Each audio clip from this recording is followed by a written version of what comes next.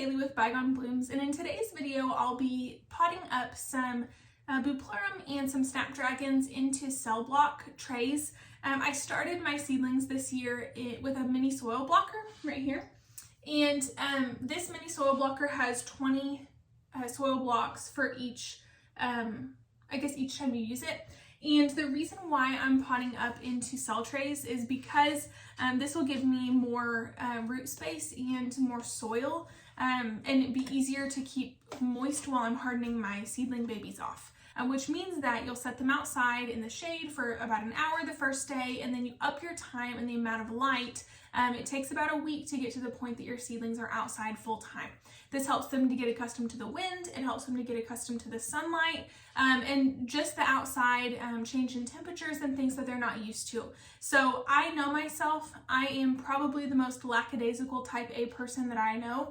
I am a total planner, I love organization, but when it comes down to it, I often lack follow through.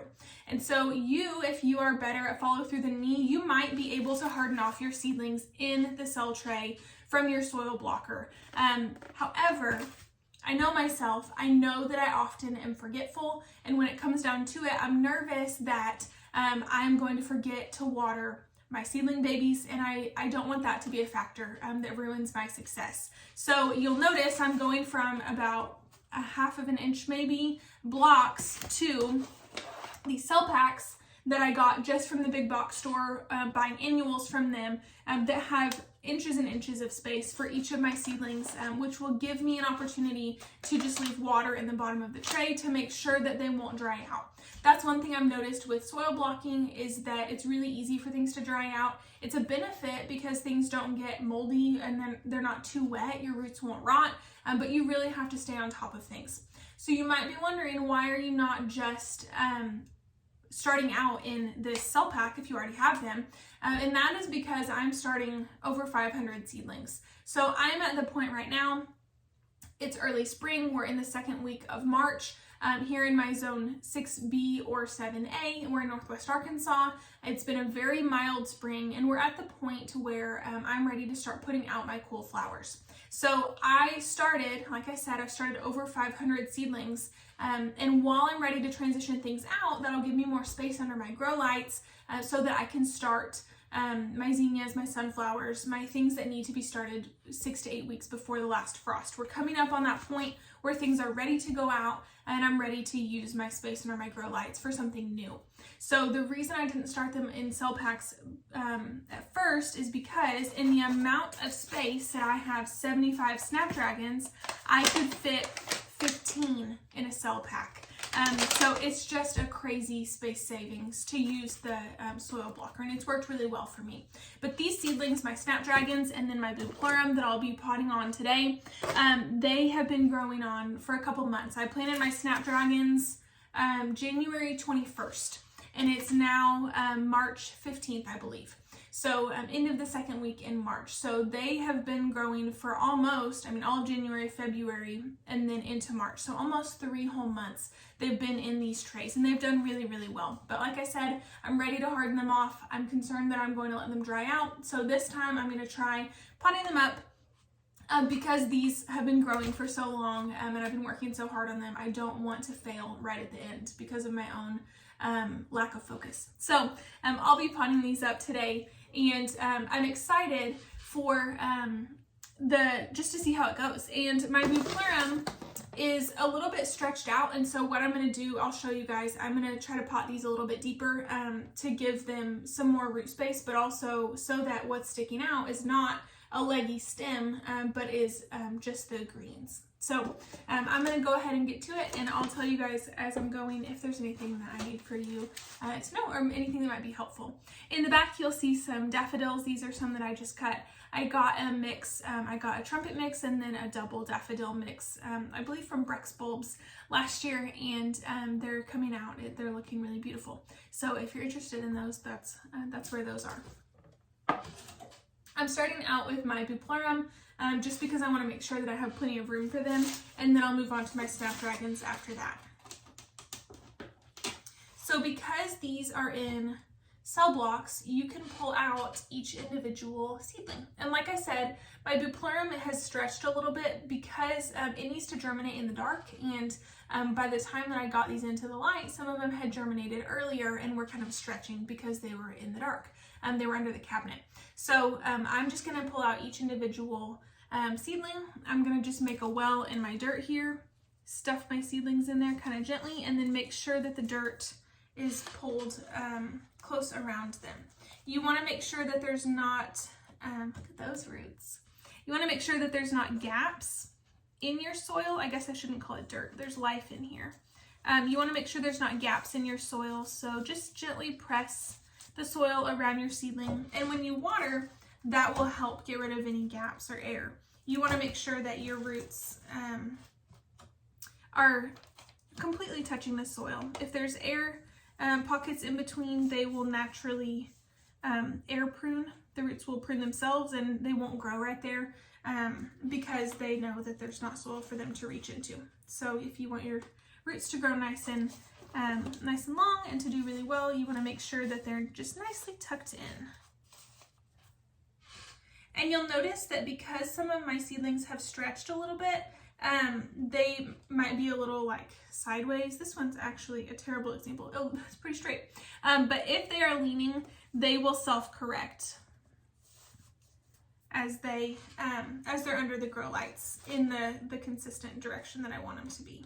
And when I have some, like this one grew in the crack between two cell blocks, I don't know if you can see it, I'm just going to gently pull them apart,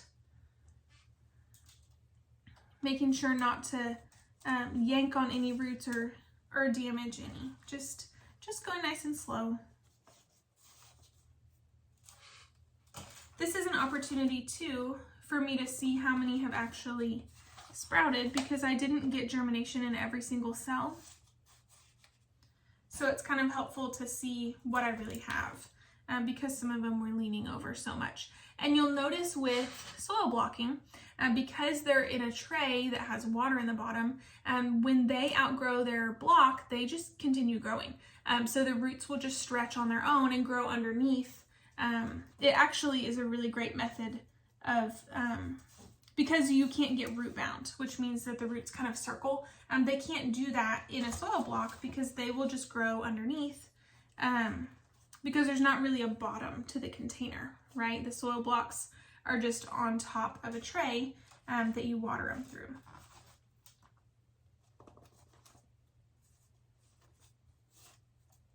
And this is my first year soil blocking, but I'm really liking it so far.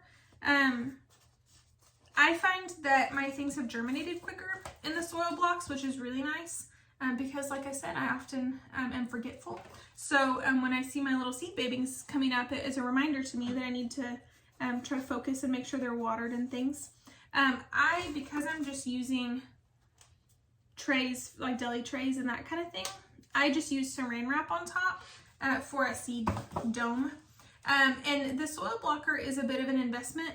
However, everything else I'm using is free. It's trays from the grocery store, right, that we were already using. So because of that, I bought my one-time investment on my soil blocker, and then I don't have to buy more and more seed trays every time I want to start more seeds.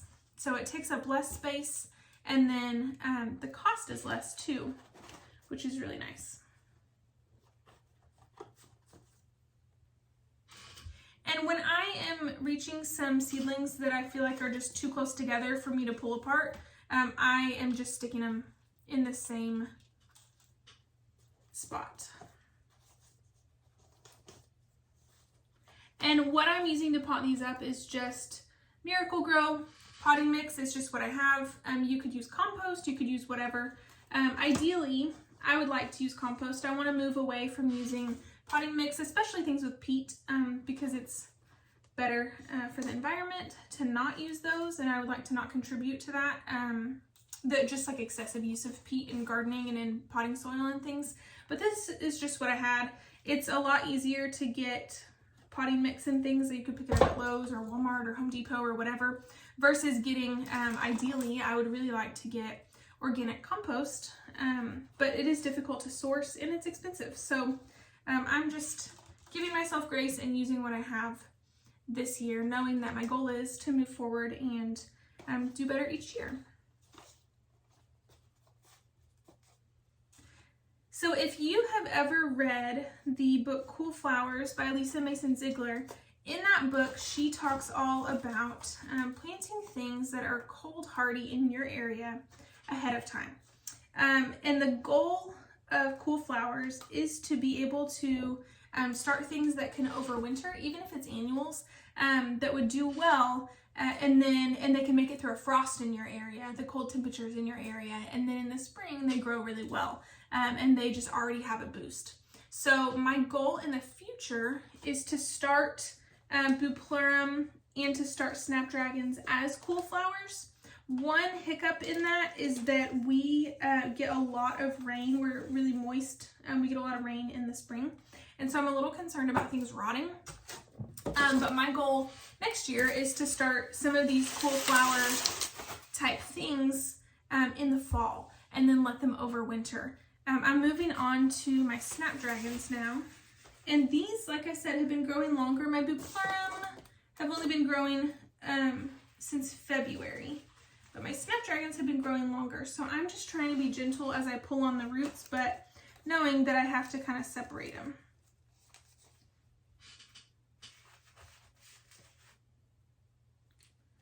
These are looking really good. I'm hoping that it'll give them a boost too to pot them up. Now that they'll have some more root space, I'm hoping that they'll grow on pretty quickly. Like you can see this guy here. This is one of the larger ones, and it's taking up more than one soil block worth of root space. So hopefully with being able to spread them out a little, they'll do better. And Snapdragons are one that the seeds are so tiny, they're like microscopic. So it's almost impossible to only get one seed in each soil block. Some people I've seen use like a toothpick. They'll wet a toothpick and try to pick up one seed at a time. I just, I guess I'm not that focused, maybe. And I would just rather stick some seeds in. I kind of lose steam if things are taking an excessive amount of time. And when you're talking about 75 Snapdragons, you have to pick up one by one. I would rather just end up with more than 75 and just stick them in the tray. So that's what I do. I just try to get as few as I can in each spot, but if there's extra, that's okay.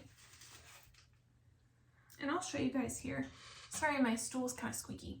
This has, this is an example of, there's what, 4 of them in this one soil block, but because they're still fairly young, the roots haven't wrapped around each other either because of the soil block, so it's still pretty easy to tease them apart.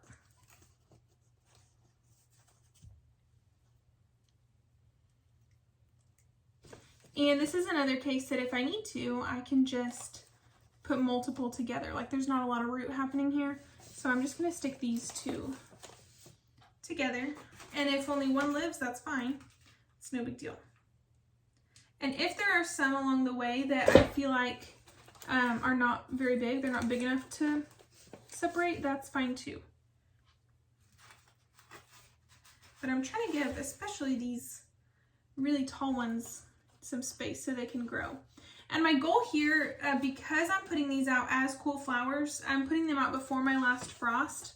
So I don't want them to really put on a ton of foliar or like leaf growth. My goal here is to give them more root space so that they can put on some more root growth. And because I'm hoping to harden these off soon, they won't have time for their roots to fill up the tray, the cell pack that they're in. So what I'm going to do probably is just gently tease them out when it's time for me to plant them out after I've hardened them off with the extra space for their roots and the extra water. And what I'll do is just save some of this potting mix and maybe add compost or more potting mix to it for when I'm ready to up pot the next thing. So you can see that I've done, I guess there was 2, I don't know if you can tell, there's 2 Bupleurum in this soil pack, but there is 6 Snapdragons here, and there is 8 here. And I have only gone through just a fraction of this seed tray. So I'm gonna have to get some more soil and work on potting some more up. But I really appreciate you growing along with me, and I hope this is an encouragement to you that even people who seem like they have it all together, who have been gardening for years, if you're growing something new, it's always an experiment. And that's one of the things that I really love about the garden, is that you can try new things, you can grow new things, and it's just so exciting when seeds emerge, and then when you grow something new and it blooms for the first time. It's just so cool. So I hope that you are enjoying your time in the garden. If you're in an area that is springish like me, that's on the verge of spring, even though it's a little early, I hope that you're getting out in the soil. I know it's so good for me to spend time outside in the sunshine and with my hands in the soil. And if you're in an area that's still cold, I hope this is an encouragement to you that spring is coming soon, hopefully. And it's okay if you don't have it all figured out. If you're trying something new as an experiment and it doesn't work, it's okay. I know that I can grow zinnias and sunflowers, and so that's my plan, and anything else that grows is just a bonus. So thank you again for growing with me. I'll see you guys in the next one.